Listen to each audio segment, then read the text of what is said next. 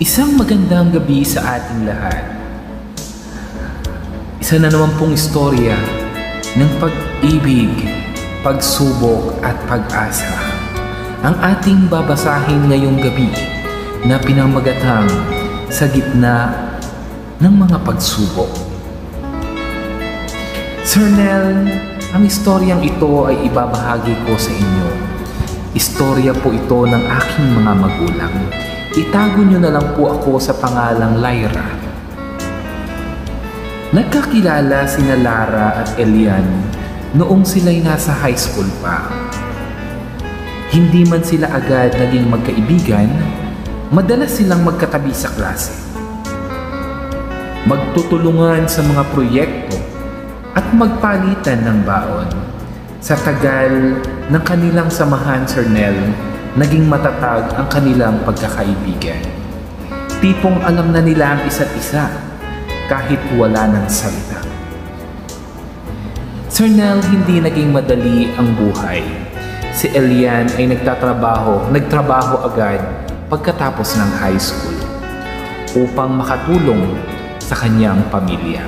Si Lara naman ay nagpursiging makatapos ng kolehiyo sa Maynila. Sa kabila ng layo at dami ng gawain, hindi naputol ang komunikasyon nila. Nagpapalitan ng sulat, tawag at minsay bumibisita si Lara sa kanilang bayan.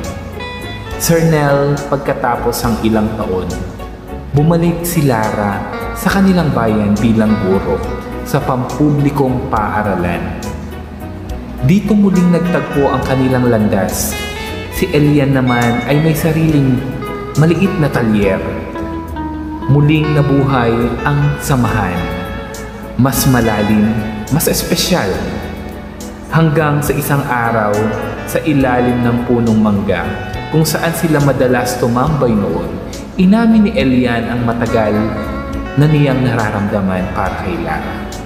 Lara, matagal na kitang minamahal. Pero ngayon lang ako nagkaroon ng tapang. Ngumiti si Lara at tumayo. Matagal na rin kitang hinihintay, Elian. Pero Sir Nel, hindi naging madali ang kanilang relasyon. Tutol ang pamilya ni Lara. Gusto nila isang profesional ang mapangasawa niya. Maging ang ilan sa kanilang mga kaibigan ay nagdududa sa kakayahan ni Elian na magtaguyod ng pamilya.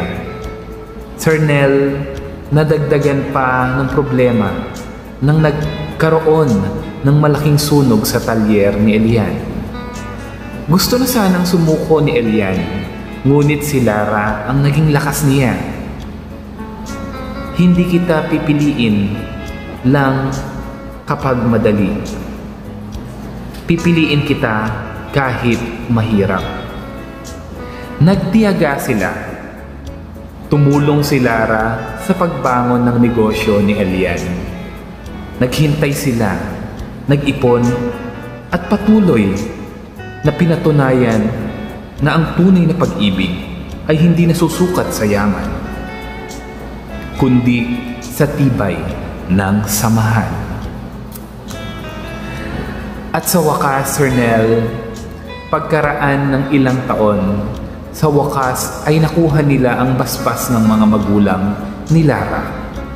Isang simpleng kasalan sa hardin na papalibutan ng kanilang mga mahal sa buhay at ng punong mangga na saksi sa kanilang paglalakbay.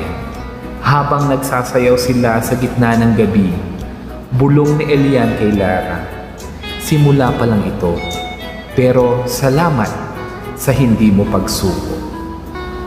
Ngumiti si Lara at sumagot, "Dahil ang pag-ibig, kapag totoo, lalaban ka hanggang dulo." Wakas. Hanggang dito na lang, Sir Nel. Nagtatapos na po ang aking liham. Sana po'y nagustuhan ng ating mga tagapakinig. Maraming salamat po. Ako nga po ulit si Lyra.